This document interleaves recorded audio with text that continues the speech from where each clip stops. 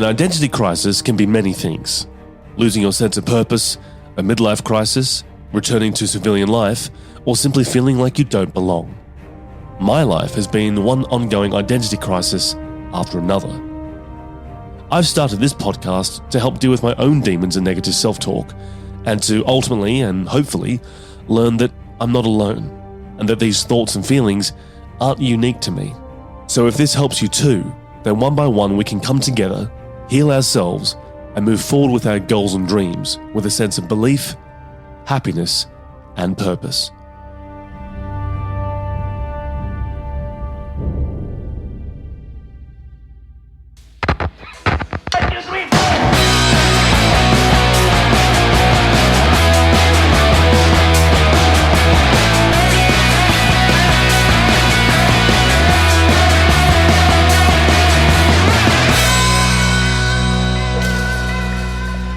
Hi, welcome back to the Identity Crisis Podcast. I'm JNewtz, and today my guest is Stephen Fay, who is a counsellor and a wonderful person in general. Stephen, welcome to the show. Oh, thank you very much for having me. My pleasure. Now, first and foremost, as I mentioned in my introduction, you're a counsellor. You must see a lot of different people who have got a lot of different issues that they're going through, whether that be mental health issues, identity issues, and anything that sort of falls under those umbrella terms, I assume. Yeah, that's right. So at the moment, I see on average about 20 clients a week. Age range from 11 years old up to around about 70 at the moment. Wow. Very, very, large demographic of clients across quite a few locations in South Wales where I'm based. And the things that bring them are as varied as the people themselves. You actually surprised me to say that the youngest people that you have as clients are 11 years old. I mean, I never went to see a counsellor until I was in my early 20s. Do you see that there's a sort of a growing trend where younger people are coming to see counsellors, or is this a new thing, or do you think it's always been happening in society? It's fairly new in a sense because particularly in Wales, there was a Welsh Assembly government directive around about 12, 13 years ago now that wanted to make counselling a mandatory option in schools. So 2 days a week I work in 2 high schools and I also do the school service as well. So in most schools now there are counsellors on hand pretty much 5 days a week. So young people have that chance to access counselling service within the school services if they need to. Which is fantastic because, we see an awful lot of clients through the schools. I'm sure you do. I mean, thinking back to my school years, my childhood, I wish that I actually had an on-school campus counsellor because it would have helped me and probably a lot of other people as well, just with many different things. And I mean, I'm assuming that when you hear counsellor at a school with kids, the first thing that comes to my mind is bullying. But I'm assuming that it's much larger than that, isn't it? It is, but I think you're spot on there. Bullying is one of the most prevalent issues that I see in schools. Of course, there's an awful lot of things of schools, but I think particularly since COVID, we've seen a massive increase, particularly in a sort of a transitional time between, obviously throughout the whole lockdown period, being out of schools for a long time, those who transitioned from primary into high school particularly kind of suffered because, you kind of leave the safety of a primary school, which is a lot smaller, and then transition across into a high school, which is busier. There's an awful lot more people around. And I think, I remember back when I transitioned from primary school to high school, how much of a change it was, and it was huge. But I think we see it an awful lot more now, particularly because, an awful lot of young people spend a lot of their time on social media. They're online communicating with each other. They're not necessarily some of those kind of social skills. They've not necessarily developed them as much as, say, people from like my generation or your generation would have, because we didn't grow up with the whole social media thing. I guess why they call it anti-social media, isn't it?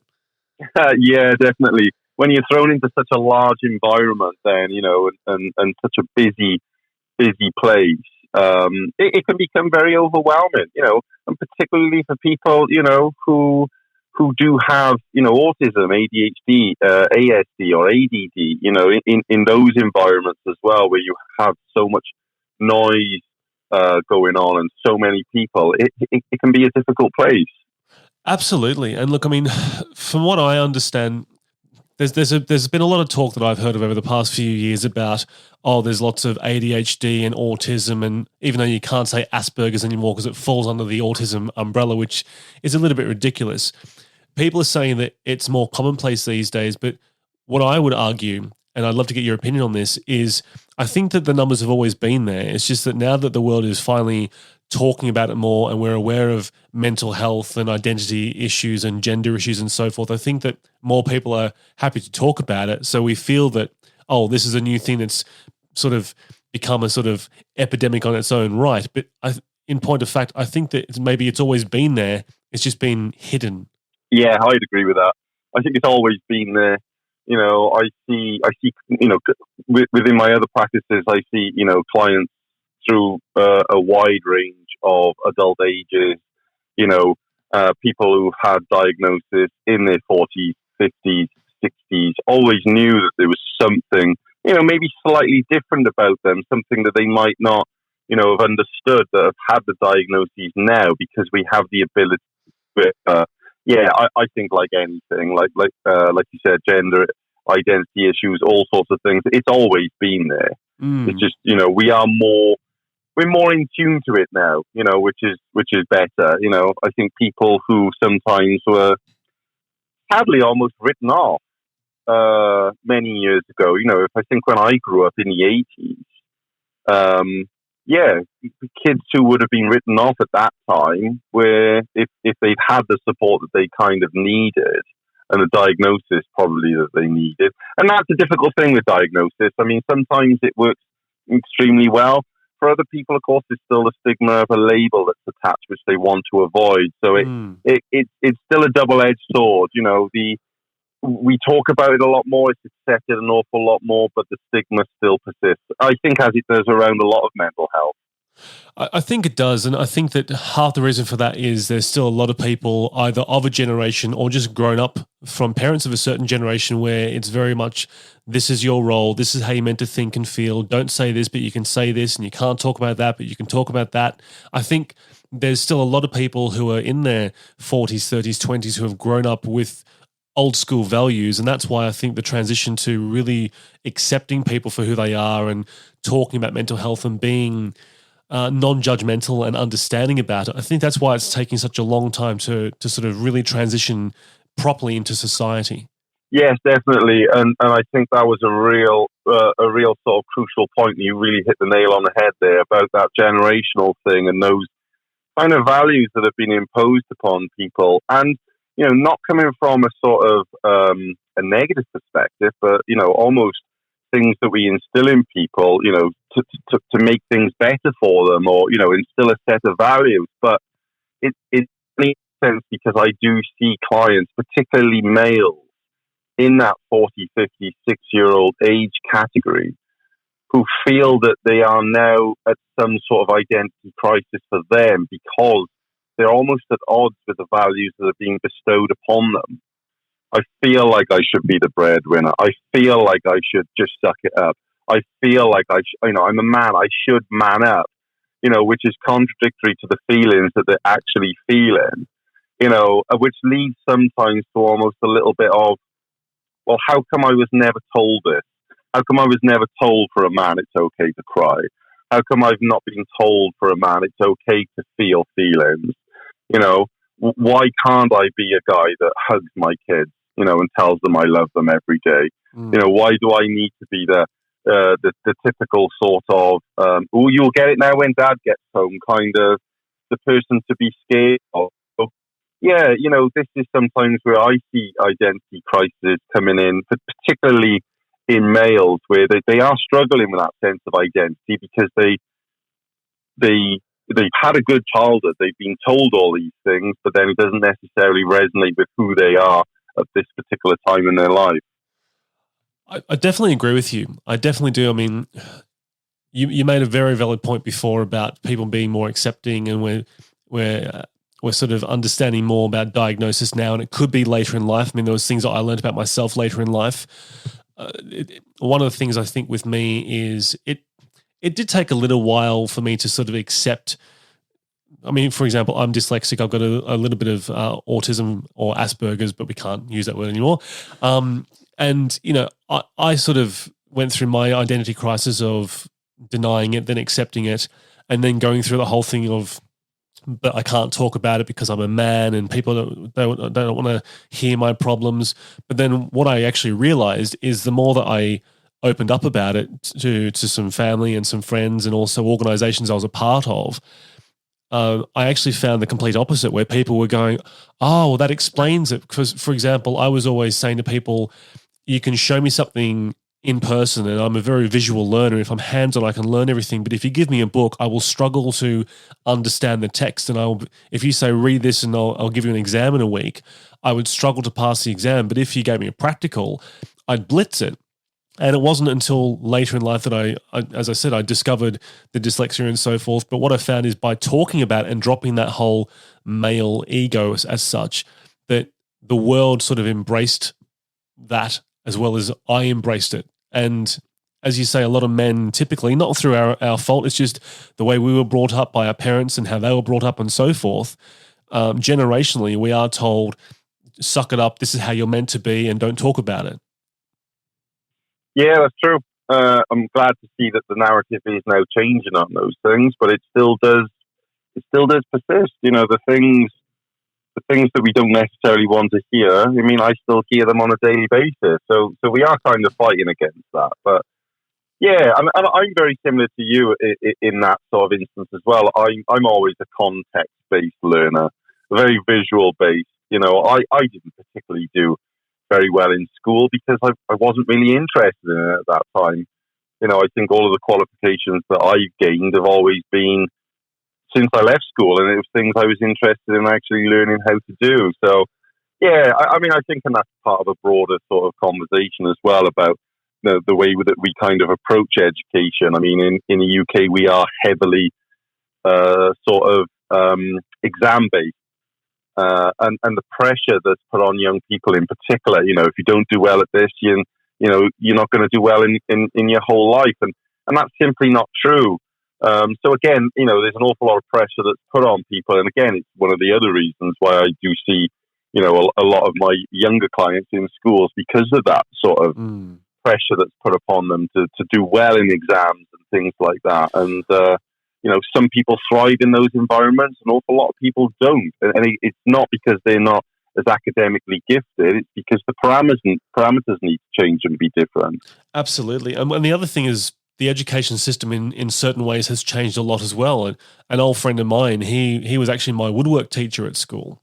And I got to know his family, and as I grew older, we were always working on projects together. We used to produce videos that went out to schools to go to woodwork classes. And when he finally decided to give up teaching, he said to me, I'm giving it up not because I don't like teaching anymore. He said, I became a woodwork teacher to show kids how to use tools and make things with wood and with their hands and visualize something, design something and build something so that they could do 5 or 6 projects throughout the year and learn their skills as they grow up to potentially have an interest in either DIY things at home or a career in cabinetry or whatever it might be. And he said, but the thing is, curriculum has changed so much. He said, everything is now theory-based and we are making one project every year. So I think there's also the education system itself as it's been evolving with all the, you can't do this and you must do this and everything's paperwork heavy. Education has also taken away a lot of that hands-on stuff. Yeah, definitely. I think of when I was back in school, we had a wonderful sort of woodwork, metalwork, whole section of the school, and it was closed for the full 5 years I was there. It's from 1991 to 96, completely closed. No one ever went in there. Wow. And I remember at the time, learning about what was it? The tertiary sector was taking over from the manufacturing, and we're pushing. And this is the narrative that they were pushing, back then in the early sort of 90s, and we never picked anything up. And kind of the irony is I did actually become a carpenter many years after I left school. So, but again, that was something that I learned on the job doing it, as opposed to having any of those sort of practical, hands-on kind of classes in schools. But besides a bit of cooking and a bit of sewing, they didn't really exist. It's a real shame because, I mean, school is meant to be one of those times where you basically sort of try a bit of everything to start to go, well, I love that and I like that, but that's not really my thing. I mean, for me, I used to love drama. I used to love graphics. I used to love woodwork.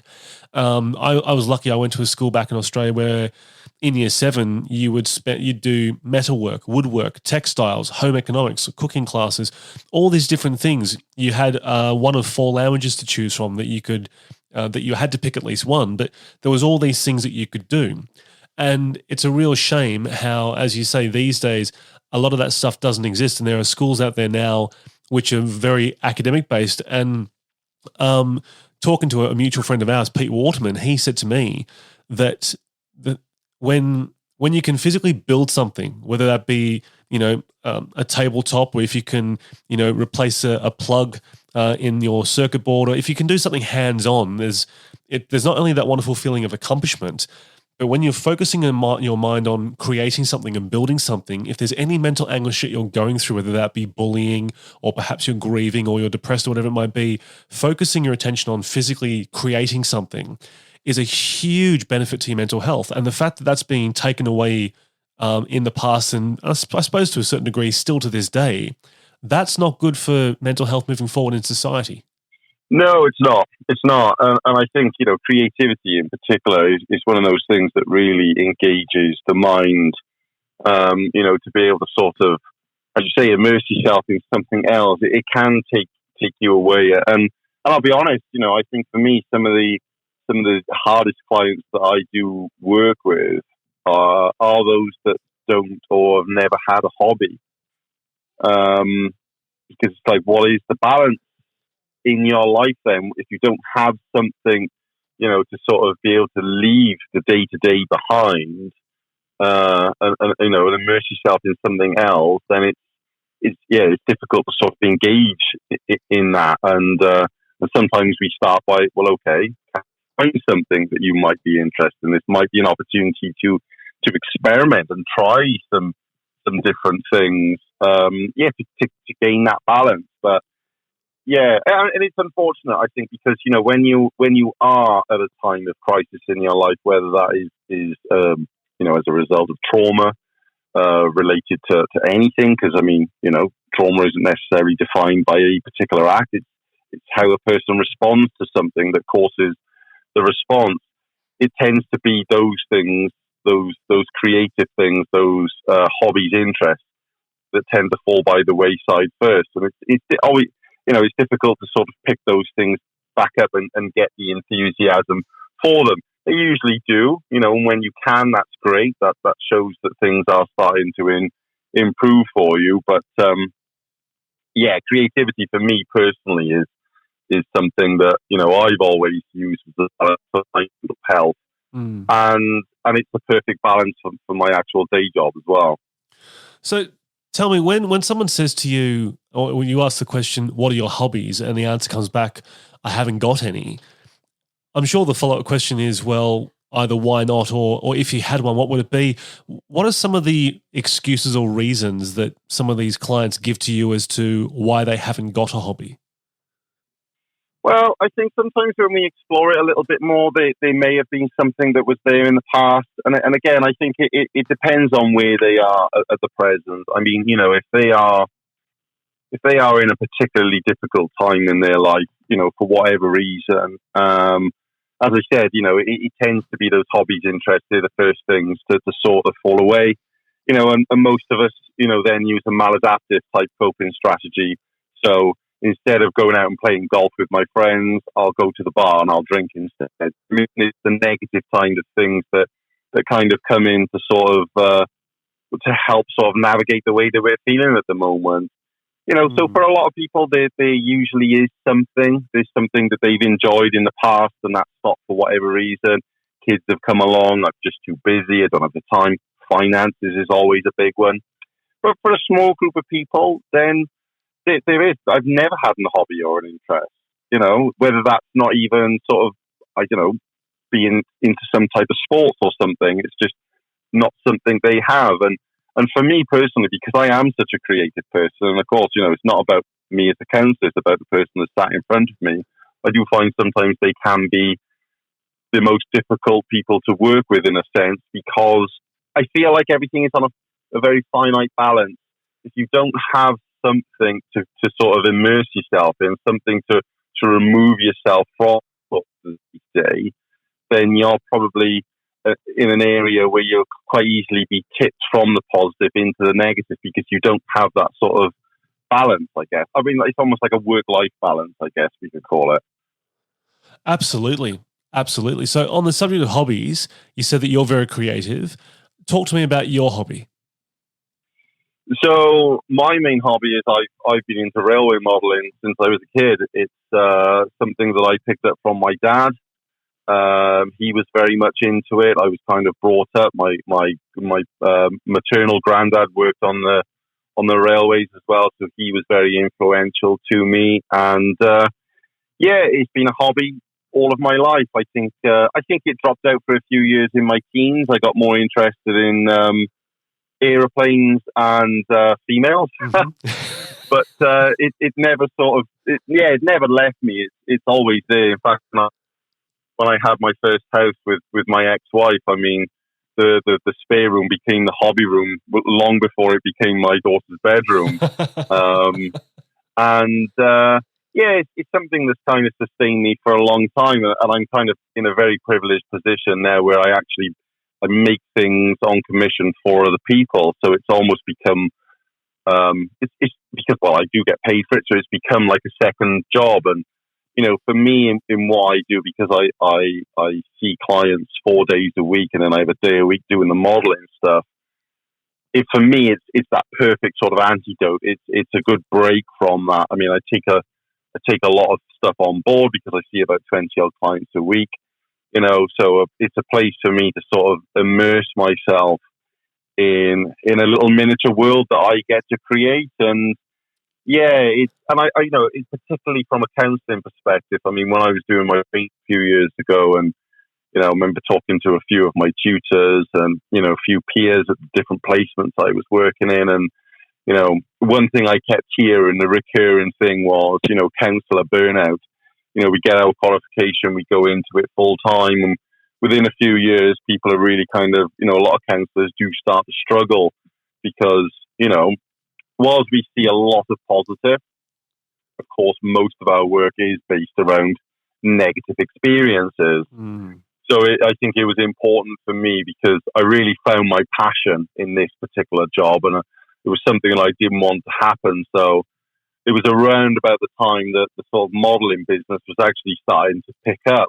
Instead of just doing personal projects, I was starting to do projects for other people, and really just happened to find that balance for me. So it's great. I get that 1 day a week. I do it more than that as well, but I have one dedicated to it where, my counselling hat is taken off. I'll do a little bit of carpentry to build some stuff. I'll do a little bit of electronics, creating scenery and planting plants and trees and things like that. And it's a perfect balance. So it's quite funny because sometimes, people ask me what I do, and I say, well, I could give you £1 million, probably guess, and I doubt you would ever come close. And no one's come anywhere near yet. Maybe after this, I'll stop saying it. Someone might hear it, and they'll they'll expect me to cough up the £1 million, which I don't have. Put your money where your mouth, this type of thing. I'd say you mentioned just before that that you got into railway modelling with your dad. That must have been a wonderful bonding experience for the both of you to share. Yeah, it was. I mean, my childhood wasn't exactly idyllic. We had times. My mum and dad split up when I was about 3 years old, so I did have about 5-6 years where I didn't actually see my biological father, but we managed to sort of reconnect at that point, and it was our shared passion of sort of railways and model railways that kind of made rebuilding that relationship an awful lot easier, and it persists today. We still every so often we'll do joint projects together, which is really nice. A couple of years ago we did a project, and I've been featured in a few magazines by that point, and I managed to get one of our projects featured, and it ended up on the front cover. So he was over the moon with that. He's like, oh, I don't really care what other people think about it, but to see the smile on his face when that magazine dropped through the door, and I thought, well, that was something that we got to create together. Yeah, it's always been that thing that we kind of had, which is really nice. That really is fantastic, and hearing the passion in your voice and the happiness as you were explaining all this to me. I mean, if there's anybody listening who hasn't got a hobby, just immersing yourself in anything creative, whether that be model railways or building anything or just creating something. It could even be creative writing or taking photographs of wildlife, anything that is creative that takes you away from your day-to-day life. You can feel so relaxed and so happy and satisfied, can't you? Definitely.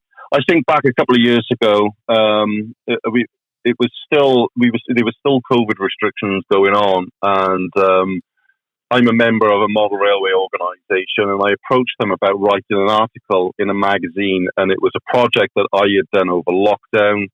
But the premise of the article was writing about mental health, and the balance of what a hobby, any hobby, it doesn't matter what it is. For me, it's railway modelling. For someone else, it could be playing golf. It doesn't matter. The hobby is kind of irrelevant. It's how you engage in it. And so I wrote this article, and one thing that you hear an awful lot in the model railway community sometimes is people will say, I've lost my mojo. I've lost that thing that drives the creativity, and it's sort of stagnated for a while. And so I wrote a little bit about that, about finding your mojo and, just the benefits of what a hobby can have. And, it's a worldwide publication. It's we're only talking a few thousand magazines. It's not huge. But the response I had from that was incredible. There was a guy who got in touch with me from Australia who had been going through some cancer treatment at that time. And he was, similar thing, kind of, he was going through it on his own. And, and this particular sort of magazine, the age demographic, it is people 50, 60, 70s. And it's primarily men. I would say, over 90% of it would be men. And, and the kind of response that I got from in the sense of just talking about mental health, particularly throughout COVID as well, and in the periods of isolation that we all went through, and it really resonated with a lot of people, and I think looking back, for me, it's probably one of my proudest kind of publications, and I've been published a few times now as well, which is always fantastic. It's lovely to see your work in print, but for that to kind of resonate with people, particularly in that age demographic of where I really wanted to sort of spark that conversation. Guys, it's good to talk, and we do internalize it, and I think when we are in it, we feel that loneliness. It does feel like it's us on our own, and there's a very, very well-known saying that you will hear an awful lot. We're all in the same boat. I don't agree with that. I say we're all on the same sea, but we're all in our own individual boats. Some of us are in dinghies, some of us are in yachts. And every so often we'll get to change. We'll get to get our yacht, and we might have a yacht now and we might end up in a dinghy. So that sea is a little rougher. So our experiences are as individual as we are, but the way that we feel about them, that's where we can connect with other people, because what's happened to me might make me feel upset. And you might not be able to understand that because you've not had those same experiences, but you may have had something that's made you feel upset. And the emotions that we both feel, even though the causes are different, we feel very similar about them. So we can resonate. Well, I think, when we do feel like we can reach out, and that is the hardest part. So every time I meet a client for the first time, I always thank them, because the hardest thing that they have done on that journey so far is reach out and say, actually, I do need some help with this. You know what? I loved that what that little quote that you just said. It's such a simple thing because there's also a very well used quote around the world when you say to somebody, "How's things?" and they come back saying, "Same shit, different day." But then if you ask them other questions, they go, "Oh, well, we're all in the same boat." And the fact that you just said we're on the same sea but in different boats, that to me makes so much sense. It really does. It's that resonates with me instantly. So when you use that quote to your clients, what's the response that you get from them? Do you see a sudden light bulb moment going on in their heads, or does it make them realize, actually, hang on, Stephen, actually you're right, I never thought about that. What's the general response? Well, that's exactly it. I think for a lot of people, it makes you think. I mean, think about the context of it. Well, we're all in the same boat. Well, does that diminish my feelings if you're at the one end of that boat and having a really nice time, and I'm at the other end and I'm really struggling? Does it? Am I not allowed to because we're all on this same boat? And that's why I use that analogy. We're all on the same sea, but our boats are different. So what you're going through is personal to you, and it's important to you. And we're very guilty, particularly in the Western world, of judging ourselves against other people. Well, they look okay. They look to be having a really nice time on social media, and I'm not. And that's the facade, that's the mask that lots of people are wearing in that sense of we're easy to judge ourselves, and it's kind of pulling it back to about you as an individual, and well, okay, if we focus on others, then how can we ever truly be happy if we're always judging ourselves against others? And well, I want what they want. The keeping up with the Joneses, so they've done that, so I want to do it. They have that, so I need that to be as happy. And we're very outward looking very often. And then I think we only tend to look within when we're not feeling the greatest. And sometimes, it's nice to redress that balance of, well, when we are feeling good, well, do we acknowledge that? Can we acknowledge to ourselves, well, actually, yeah, today has been a good day. It's been nice. We focus on the negative a lot more. We expect things to be positive, and then when they're not, that's when we kind of catastrophize it. Well, absolutely, yeah. And if anyone ever says to you, we're all in the same boat, you can always just say to them, well, you can stay on the Titanic. I want a boat that floats. Exactly, yeah. Tell me, you mentioned to me earlier on with the article that you wrote in the Railway Modelling publication, there was a lot of men in the 50s, 60s, 70s demographic and maybe even older who reached out to you, they resonated. A lot of men, as they get to that age demographic, they could have gone through, for example, divorce, or maybe they've been made redundant from a job they've had for life, where, of course, these days there's no sort of such thing as a job for life. There's no such thing as proper stability like there was 100 years ago as such.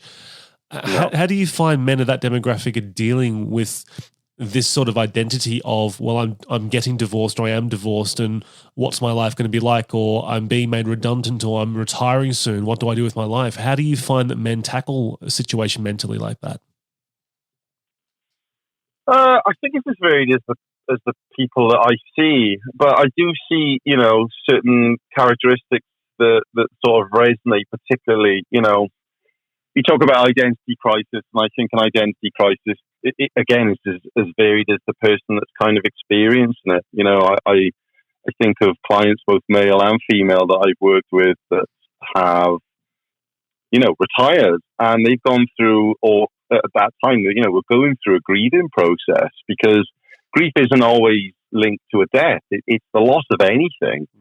And when you've been defined by a job that you've done for the past 35, 40 years, and now all of a sudden you're not, it can leave you with an extremely empty feeling, and that resonates with divorce. It's something that I personally have experienced with myself, and I think, prior to my divorce, I was experiencing an identity, it was an extremely lonely place for me at that time, but yeah, I think there's lots of different ways that people kind of experience these things. even male and female parents that kind of waited for that moment for their kids to move out, and they have it, and that empty nest syndrome is a very real thing. I've been defined by being a parent my whole life, and I think for me, when I work with people like that, it's connecting with the person and finding them. I'm defined by being a husband, being a father, being good at my job, being a parent, for either sex, and it's finding who the individual is behind that. Whilst all of those things are extremely important and they do build who we are as a person, we find by them.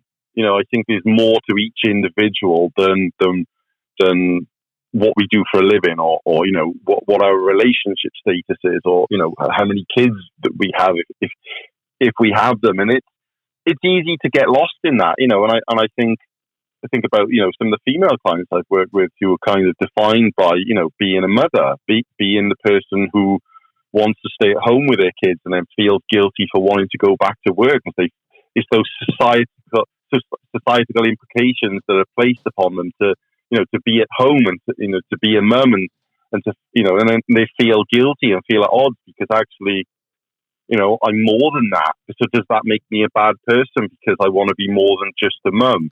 And that's one of the things. It's one of the things that I really learned throughout my training as well. It's the words that we use that are so important. Very often we say to people, like the Nike slogan, "Just do it." Just implies something is easy. Oh, just go and do it. It's fine. For someone who's struggling, to just do something is incredibly difficult. So, again, I think the way that we use our words with people really resonate with how they kind of feel as well. So, yeah, an identity crisis is so individual to the person that's experiencing it that it can be based on anything, but anything that makes you question who you are as a person, I guess can be defined as that identity crisis. Definitely. You mentioned just then the words that we use, and over the past few years, there's been a huge change as far as what you're allowed to write on social media, what you're allowed to say in the workplace, what people are comfortable with or triggered with. And whilst I think some things have gone to the extreme where people are now getting offended over things I never should have really been offended by, there is also a positive aspect to being more careful with the words you use and the language that you use. But why do you think there's been such a huge backlash in society about being more careful of how you say things or what you say? Why do you think social media especially has had this big push against this kind of change? Because whenever you see posts about things, you'll see a meme or somebody will put a video up on a Instagram reel, and it will basically, for all the good that's out there, it'll be putting it down, and people are like, yeah, this is stupid and all this type of other stuff. And I think that some things are ridiculous, but other things you're like, well, this is part of human growth. And as we said before, being receptive to understanding that people are different. There are people who have got ADHD or dyslexia or autism or whatever it might be, and using the right language to that person to make them feel accepted and supported rather than shunned and embarrassed and bullied.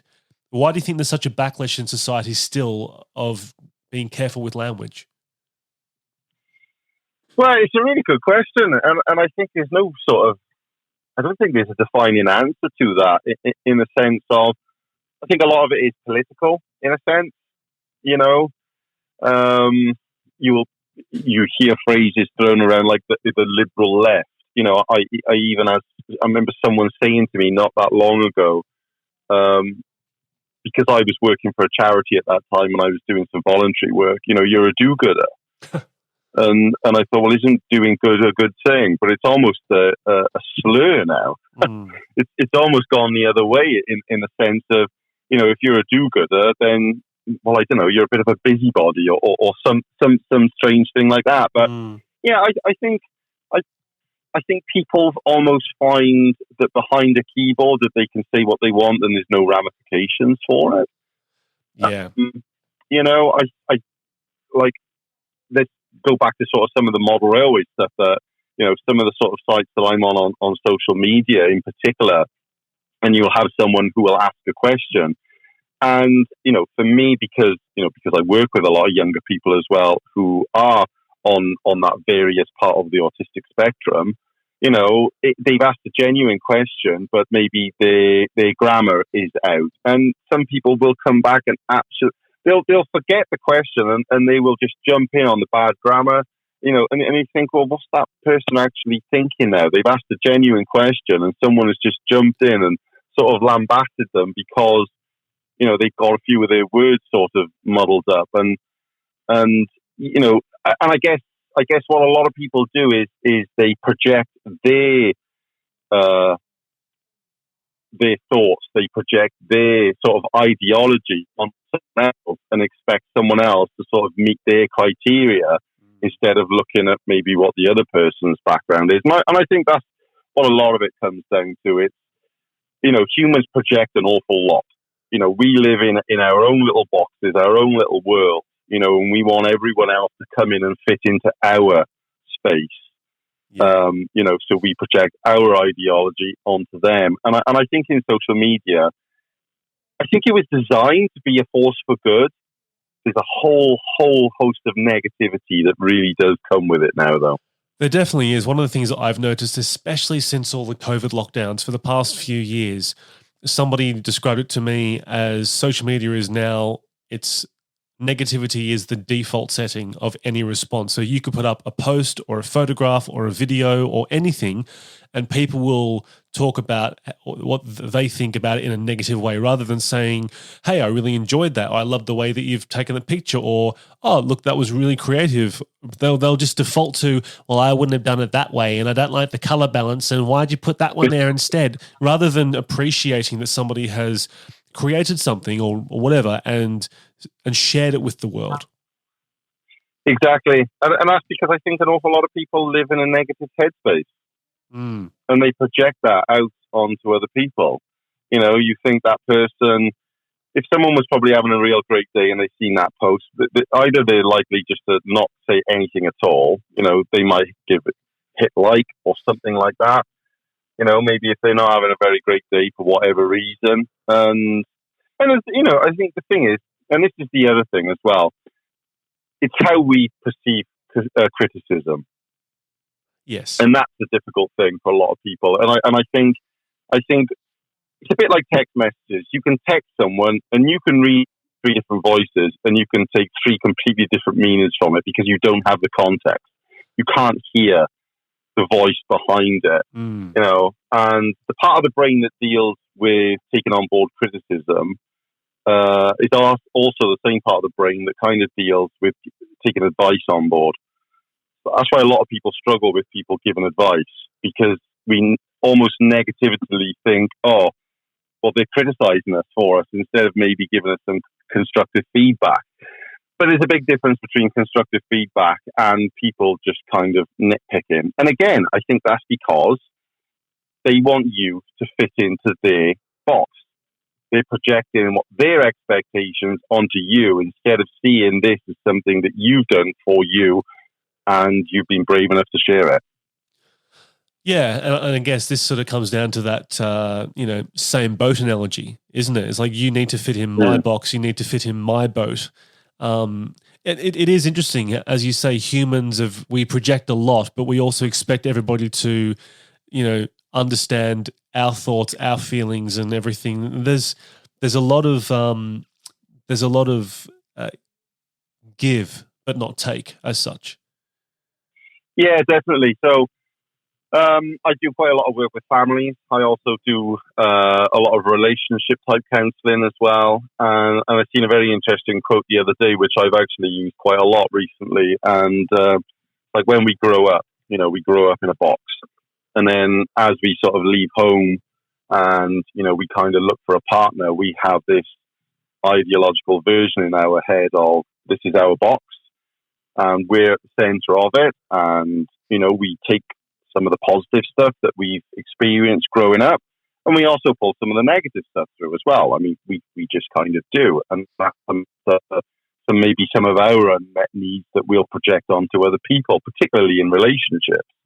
And then we meet someone and we want to invite them to come and live in their box. we want to invite them to come and live in our box. But of course, they've grown up and they've got their own box as well. So they can't come and live in our box and we can't go and live in theirs. We've kind of got to create a new box. And this is sometimes where that tension comes from, because we like what we like, we know what we know, and we kind of want people to fit in with our beliefs. And that goes back to that, that point of social media where, people sometimes do get, overly critical and sort of want to shout people down, and because they're not meeting their box needs. It's a very, very simple way, once again, just like the boat analogy, a very simple way of understanding it, because we all know what a box is. And it's when you were describing that to me, it sounded like that analogy of trying to put a triangular plug in a square hole or a circle hole. It's not going to fit. But, and as you say, when you're bringing two people together into a relationship, not everything's going to fit in the one box. There's going to be compromises. And I think the strongest relationships out there, whether that be, romantic relationships or even just, good friendship relationships, they are those relationships where they have the boxes full of a compromise of some of theirs and some of the other person's. Definitely. Yeah, the art of compromise is something that's probably been lost, quite a lot recently, given the current sort of political climate, particularly around the world as well. It just does, the sort of coming together for the greater good to make those sort of compromises. I think an awful lot of people seem to be, very, very sort of steadfast in their beliefs, which may lead us to sort of not liking and in fact, in some cases, hating people because of the way that they choose to vote or whatever. And compromise is something, and it's about open communication. I think that's one of the most important things, and again, it's very much about how you were brought up, not necessarily, your parents' influences, but all of the things that you were exposed to growing up, and what the type of person that you now become, what does it feel like to sort of have that conversation with someone? How often have, you might have had a friend or romantic partner and you've just bit your lip and said nothing, and then, you end up having an argument about one thing, and, you end up having an argument about the dishes. It's usually the dishes, and it's not about the dishes at all. It's about those unsaid things that have been festered for a long time. And I think, and this is, again, when I work with a lot of people sort of on a relationship basis, I think it's about, this is not an attack on you. This is not me having a go. This is not me trying to sort of change you as a person, but hey, these things are a little bit uncomfortable for me, and there's probably things that I do that may be a little bit uncomfortable for you. So if we're aware of this and we don't want to do that with each other, then we'll naturally evolve together. You can't impose change upon anyone really, but you can evolve if you're willing to sort of grow, because this is actually better for both of us, or it's better for me if we're this way. And it's almost like with friendships as well. It's the same thing. What makes a good friend? So sometimes making a real good friend is calling someone out and saying, well, actually, you were out of order.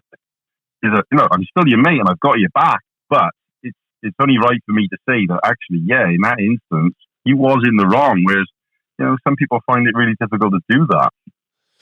Yeah, and I think one of the reasons for that is everyone's walking on eggshells because we've created this world where, we don't want to offend anybody. Whereas, constructive feedback can now be taken as, you no longer support me, I'm offended, and how dare you? I think people have become a little bit too soft and easily triggered in some ways. Yeah, well, I think you're right in that sense, because I think there's almost a sense of people feel they need to be offended on behalf of someone else. Yes. Without actually asking them first. And I think if we stopped and actually asked the person, who we feel is going to be offended by it, and maybe got their insight to it, we might not necessarily feel the need to do that as much. But Yeah, and I think that's again, we push for equality in lots of different areas, and I'm for that. Keep doing it. Level playing field for everyone, regardless of the color of your skin, your gender, whatever. Promote on merit based on what you bring. I'm all for equality, but there's always the sense then that the shift sort of pushes the other way, and we push it a little bit too, or people start to push that narrative a bit too much. Yeah. We're striving for a better future, but at the same time, not learning from our past, but also not knowing when to leave the past exactly where it belongs in the past. Because it's done. We can't go back and change it. We can only learn from it. Absolutely. That's why they always talk about, it's always good to reflect on the past, but never try to relive it.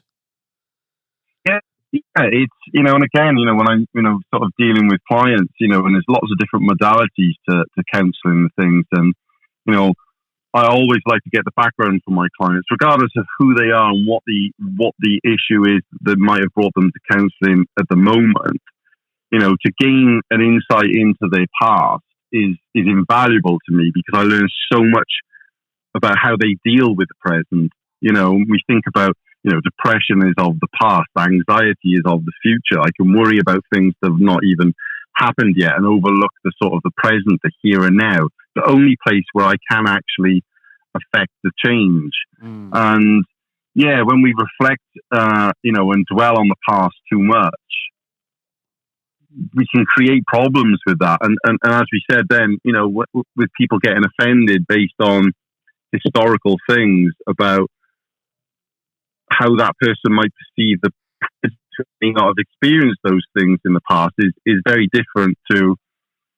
So I think sometimes, again, I think it comes back to, what we both kind of said at the beginning about how we both best learn, and that's through, hands-on and the context of it. And I think without having the context, it's difficult to sort of be offended based on someone else's perceived beliefs without us actually knowing. Very true. Very, very true. I mean, we could talk for hours upon this, and there will still be somebody who disagrees in some particular way, but you do make a very valid point, which I will definitely not argue against. Yeah, no, I was just going to jump in and say, and the point is, it's okay to disagree. Yes. That's the real good thing. We can disagree. We don't have to agree on things. I don't need to be in a conversation where I need you to believe me. You can believe my point and not agree with it, and that's completely okay. And I think that's something that we've really, really lost at the moment. And I think it's so politically related as well. It's unless you can see my point of view and agree with it, we can't be friends. And the point is, we can have opposing views. That's okay. We can still be friends, and if we still be friends because of it, we might be able to compromise and find a way forward for both of us, as opposed to the deadlock that a lot of people find them in. I'm offended by that, and I'm not going to shift on it. Okay, so how do you find the compromise to move forward? Well, this is where it's all about using your mature adult brain as such, and agreeing to disagree, or being open and receptive to saying, okay, well, I don't agree with you, but at least I understand you.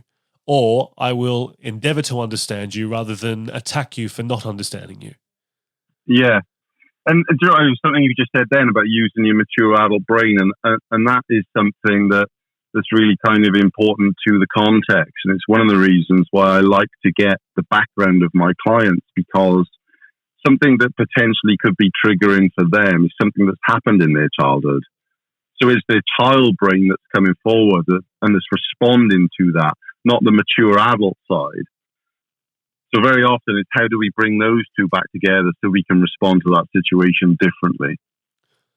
How often do you see that actually comes on where people are using their childlike brain rather than their mature adult brain? How often does that occur? All the time. Consistently. Wow. Yeah, consistently. You have to look at the things that, and again, in the different contexts of going back to sort of from a counselling perspective, you're looking at someone, whether that's a trauma response or, something that they sort of experienced in the past. and the trigger and response is then it's activating that part of the brain. The memory, the mind is looking for the memory. Hold on, when did I feel this way before, and what was it? Sometimes you may feel anxious at certain things because you've had a poor experience. For me, I always get slightly anxious going to the dentist. I had a horrific experience when I was in my teens of having to have a tooth taken out, and it was so painful. And now when I'm driving there, I can feel my stomach, that sort of nerve has been activated in the base of my brain, and it's now making my stomach feel a little bit queasy. And it's remembering, okay, so I'm going on that drive. I know where I'm going to, and the memory is, oh, okay, I've saw this before, and it's reactivating that part of my brain. It wasn't at a fully mature stage at that point. So my reactions are based on that. So yeah, it happens all the time, and sometimes that's why people are like, I don't quite understand why I feel frightened by that, or I feel afraid, and it's because that's maybe a child memory that's coming through. It's an immature memory that's coming through that leads us to feel quite vulnerable in that stage. So I guess when you're aware of that, you can kind of nurture that. You can remind yourself, well, no, actually, I'm an adult now. It's not the childlike part of my brain that needs to be worried at the moment. It's my adult side. I can deal with it based on my maturity that I now have.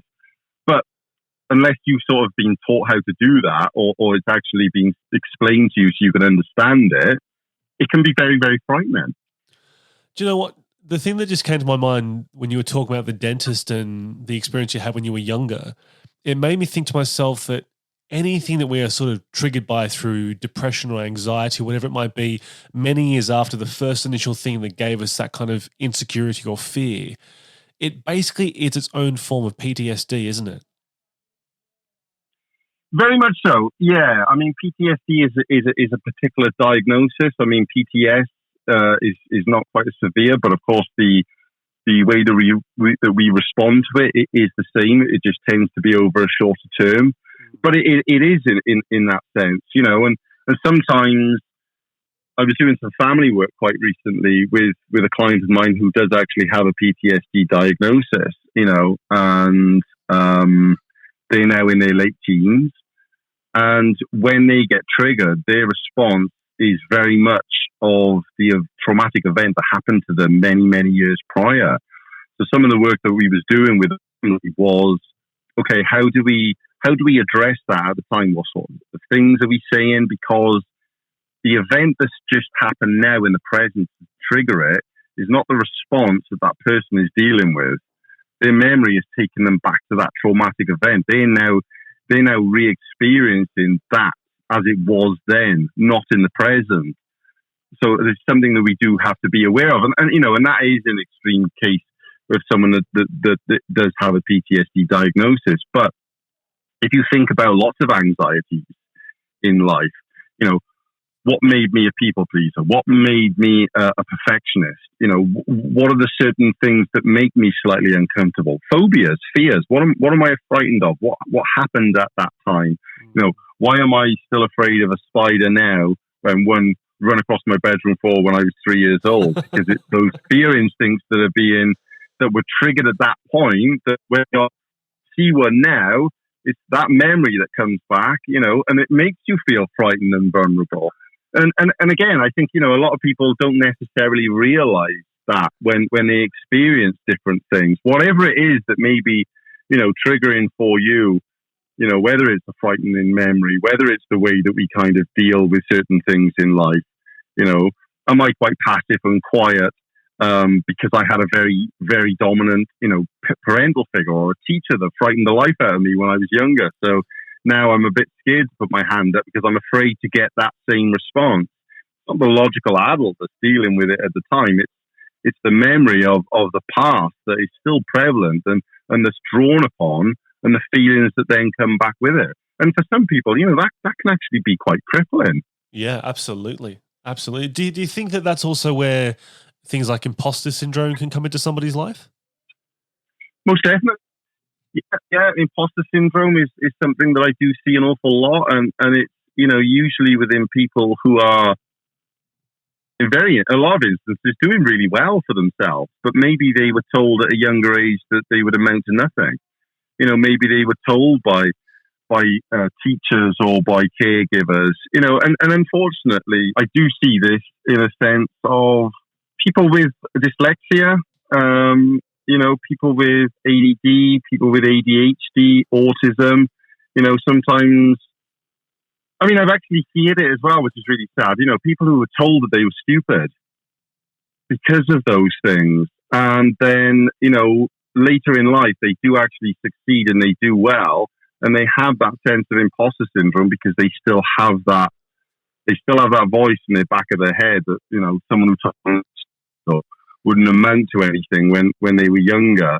And again, that's why I think sometimes the words that we use, particularly parents, teachers, caregivers, it's important the kind of language that we use because, something that's said sort of off the cuff now can have a profound impact on someone later in life. You're right. And the thing is, knowing what I know about things like autism, ADHD, ADD, Asperger's and so forth, you can say something to somebody, whether they've got those conditions or not. But I know from my own experience and also people with autism and so forth that they can hold on to those words for years and years and years. And they can play that scenario back in the mind like they had the conversation 3 minutes ago. And it can be very difficult to let go of that because there's an emotional attachment to it. And as you say, with imposter syndrome, it can very quickly get deep-seated in that person's mind, in their subconscious, where it's this constant belief of what they've heard from somebody or a body of people or whatever it may be that can stay with them for such a long time. And I must admit, until you said it, I didn't realize that it was more prevalent in people with ADHD, dyslexia, and so forth. But it makes so much more sense now to me. So when someone comes to you with imposter syndrome, how do you usually talk to them? How do you work through that with them? Because some clients, I'm assuming, must be very hard to break as far as their understanding of it goes. Yeah, it is. And I think with those instances, we have to look at the evidence. It's very much an evidence-based type of thing. So, you feel like you have imposter syndrome. Okay, let's explore where that is coming from. We might find that underlying thing. Once we understand that, doesn't mean it goes away. We just understand where it comes from. And you might have someone who is doing particularly well. So it's like, well, okay, how are we acknowledging, in fact, that in spite of what was said to you, you have achieved and you have done these things, and I think it's only then by reaffirming. I think, we spoke about it earlier in the conversation about how when we speak out, we're negative, but when we're positive, we don't acknowledge it. So, and I think that's something that I would start to introduce with a client in that sense of, okay, how are we ending the day? What are we saying to ourselves? How are we reconnecting with ourselves? And I think when the negative part of the brain takes over, it always feels like there's this separation between the body and the mind that's working. It's almost sort of removed itself. It's separated, and the negativity is coming down. In a sense, we're embodying those things that were said to us many, many years ago. So what I like to do is to sort of reconnect those two things together. So when we think about positive affirmation, and we think about being kind to oneself, how do we do that and how do we demonstrate it? Well, very often for me, what I do with a lot of my clients, it doesn't work for everyone, but it does. I do have quite a lot of success with this, is checking in with yourself in the mirror. You might do it at the beginning of the day, you might do it at the end of the day. But when you check in with yourself, see your eyes, see your response, see you. It allows you to reconnect with yourself. So when you're being positive and you can actually see, you might want to say something to yourself nice in the mirror. I was working with a client a few months ago that was, quite angry quite a lot of the times. Find themselves, particularly in the car, a bit of road rage, someone would cut them up and feeling really frustrated. Okay, that's when I wanted to check in with yourself in the mirror. And I remember that person coming back to me saying, this person cut me up and there I am sort of raging, face is red. I looked at myself in the mirror and I laughed. because I could see my response. I could see what I was doing because and at that point I was feeling disconnected. So I check in with myself and it's like, right, okay, I'm okay. It's all right. Mhm. They may be just busy and they want to get somewhere quick. It's not really affecting me. I can carry on with my day. So it's how we choose to, it's how we choose to deal with it. It's how we choose to reflect on the negativity and overlook the positive, which is what a lot of us do a lot of the time. Absolutely. You mentioned before, I think you were talking about praising yourself. I definitely agree with you. I don't think that we give ourselves enough credit for our own abilities and achievements. We always look at what we haven't got or haven't done compared to what we have achieved. But in my mind, there's a big difference between wanting praise, because it's always nice to give yourself praise, but you're not seeking validation. But it is nice to get praise from other people sometimes. But there's a big difference between that and attention seeking. Oh, huge. Yeah. Yeah. I mean, if you're looking, I see this a lot with people pleasers. So if you're if how you view yourself is based upon how others see you, then you're always going to feel quite uneasy because you don't know how you feel. You don't know how you feel until you get it back from someone else. So that's always a good point to start to look within. And that could come from certain unmet needs, particularly throughout childhood. If I wasn't told very often that I was doing a good job or I was feeling it, or I felt uncertain, or I only had sort of feedback. Hey, Mum, Dad, look at this. I've just drawn this picture. Isn't it, really good? I'm really excited by it. Oh, yeah, that's fantastic. Yeah. Your birds are a little bit big, though. The sun could be a bit yellow, or that grass could be. Our door's not that colour pink. Instead of so, okay, I was really excited and happy about showing you this, and you've just literally critiqued it, which is not what I wanted. So again, it's simple things like that, how we then internalize that going forward.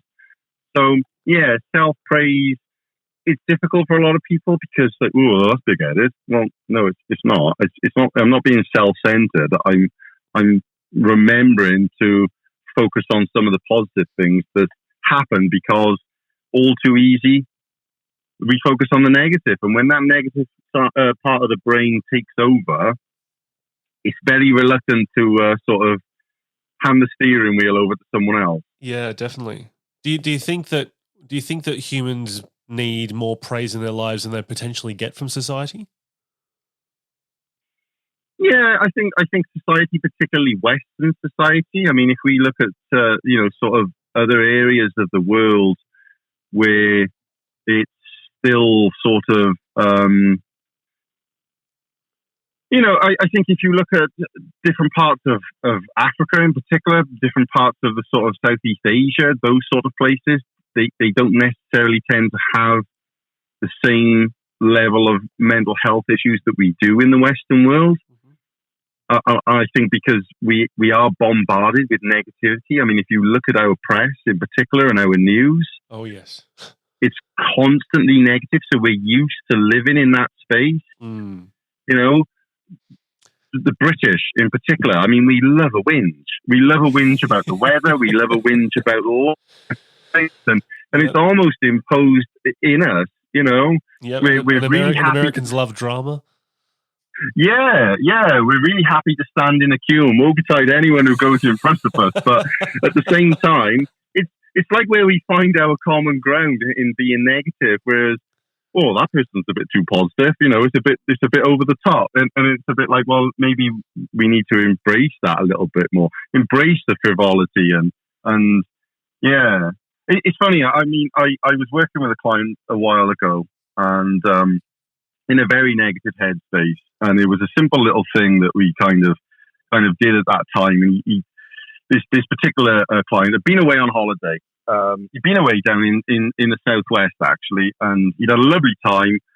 Went out on the Friday night, had a nice time, bite to eat. Saturday, the sun was shining. There was a carnival on. It was great. Lovely meal, few drinks, eating it. Sunday morning, kind of checked out of the hotel, went for a carvery. I remember the Yorkshire puddings were huge, telling me all this kind of story. And And then they hit the traffic on the way home and stuck it on the M5 for about 5 hours. Oh, wow. And really, really angry at this. And he was kind of raging about it and thinking, this is not great. And I had a terrible weekend. I'm never going there again. I said, well, let's break it down. He said, tell me about the Friday. I said, bearing in mind at this point, Sunday hasn't happened. Tell me about the Friday. Told me all about the Friday. Moved on to the Saturday. Okay. Tell me all about the Saturday. Now tell me about the Sunday morning. Bearing in mind that hadn't happened yet. That journey home hadn't happened. Went through all of the carvage and the size of those Yorkshire puddings, all those great things, smiling, recording all these great memories. I said, now tell me about that journey home. Oh, it was this, that, it was everything else. I said, no, it's your choice. Did you have a bad weekend or did you have a bad journey? And it's as profound as that, isn't it? And that's as simple as how you choose to look at it. Do you know what? I think what you've just said there, I think is probably the most powerful thing I've heard anybody say. And even though you said, did you have a bad weekend or a bad journey? You can change the word weekend to anything. Yep. That is such a wonderful and prolific small statement to have. Did you have a bad experience or a bad journey? Because if the experience was great, but there was one small aspect at the very end that was uncomfortable or distressing or not positive, there's no reason for that one small thing to make the entire experience feel like it was not worth it or it was horrible in any particular way. And I think you've actually just summed up the problem with Western civilization's mentality. We always think it's like that thing of a comedian's only as funny as their last joke. You always remember they always remember how you made them feel at the last laugh or without the last laugh. And I think it's because people always hang on to the last part of the journey of that experience. Yeah, and the most important thing to remember in that is you do have a choice, and it is your choice to make. It's not imposed upon you. You can choose to focus on the positive, or you can overlook it and you can focus on the negative. That choice is yours to make. And if you start to look at it differently, then those changes will happen. It'll be incremental. It'll be small. It's not going to be. It's not going to be a deluge. It'll be a little bit at a time, and it takes that work, and it does take the work to do it. But again, it's reminding oneself that it's your choice. You choose to think how you want to. Yeah. Look, it's one of those things. It is easier said than done, but I suppose the key there is if you want to make any form of change in your life, it's the same thing as learning. Repetition is the first law of learning. You do it again and again and again, and you finally learn something. If you want to change the way you feel, change your outlook on life, then you have to be consciously aware of it and work on it, not every second of every day, but on a constant basis, because otherwise, if you do it one time, you'll never see a change. But if you work on it progressively day by day, look in the mirror once a day, give yourself positive thoughts and affirmations and concentrate on the good rather than the bad, then over time, you'll probably realize, hey, that imposter syndrome is diminished or it's gone, or hey, that grief is finally healed, or whatever the case may be. And I think that's probably a really good key element to take away.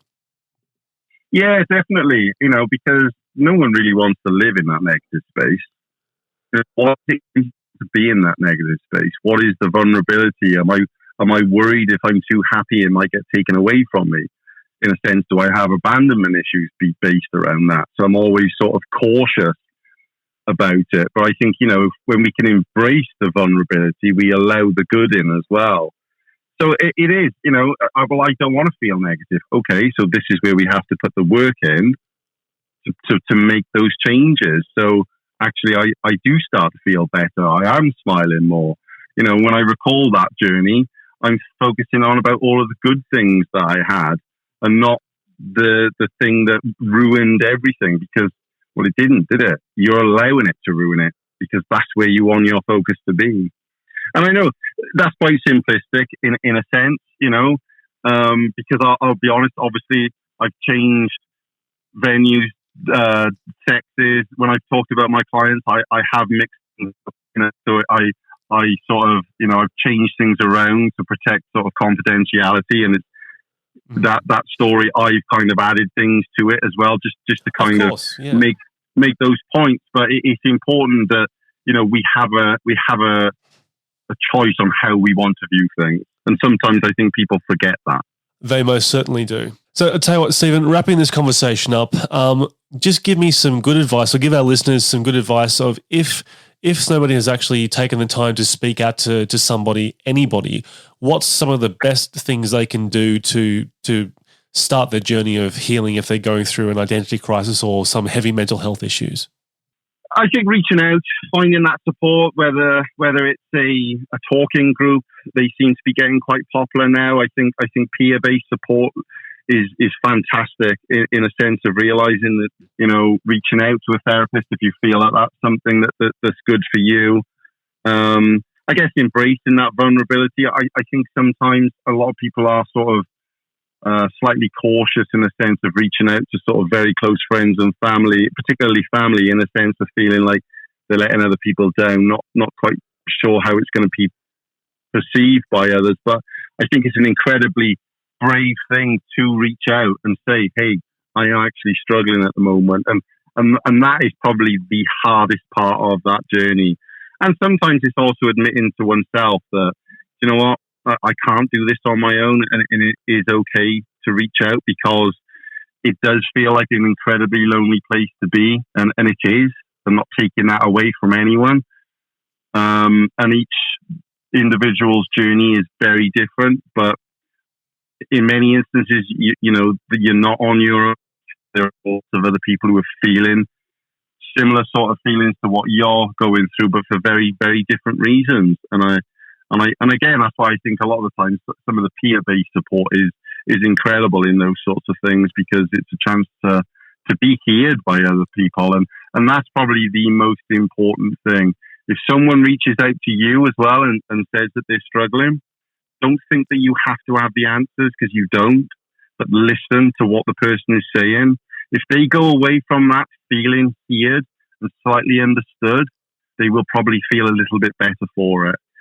So, yeah, as a counsellor, I don't give advice, but if I'm advising anyone, listen to what people are saying. Don't feel the need to jump in and talk over them and talk about your own experiences, or feel worried or scared about it. And I know it is scary when someone does reach out to you, but just, listen to what they're saying. Isn't it such a great shame that during the 1800s and probably into the very early 1900s, there was still that old adage of children must be seen but not heard. And if only more people were heard, people wouldn't be going through what they're going through now. Because let's face it, in the past 60 to 70 years since the vast, rapid advancement of technology, from the way we travel to the way we communicate and everything in between, it's also within those very fast 60 to 70 years that a lot of our psychological issues have also developed in an astronomically huge way. Yes, definitely. Yeah, the advances in technology, whilst they're fantastic in so many ways, the sort of the pressures, in sort of placed upon us now these days, whether that's trying to find a good job, paying for your mortgage or your astronomical rent or whatever that may be. It's incredibly difficult. And I think, we do have so much pressure imposed upon us, whether that's self as a society. And I think, to sort of alleviate that and to focus on those positives and to sort of indulge in those positives, particularly sort of hobbies, interests and things, to find that balance is incredibly important. I could not agree with you anymore. Well, look, Stephen Fay, thank you so much for taking the time to be on the Identity Crisis podcast and impart some of your incredible experience to me and the listeners. I know that I've definitely got a lot out of this. And thank you for having me. I really appreciate that. It's been an absolute pleasure, and I just hope that there's at least one other person out there who just something has resonated with them, and they just have that light bulb moment to go, wow, I never thought of it that way, I never saw it that way, and it could just change their perspective on life. Yeah. Well, that would be good. Absolutely. Look, Stephen, thank you once again. Okay, thank you very much. I appreciate it.